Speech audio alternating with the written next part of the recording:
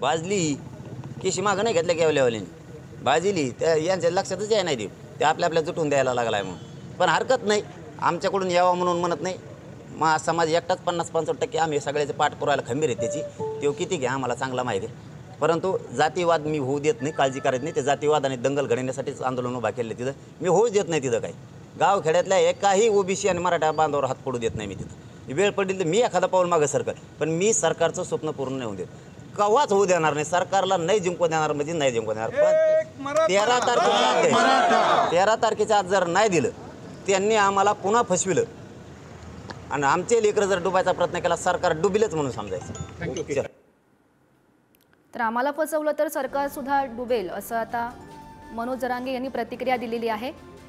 आणि आमच्यात कोणताही जातीवाद होणार नाही असंही त्यांनी म्हटलेलं आहे. तर आपण सध्या ही दृश्य पाहतोय. सरकार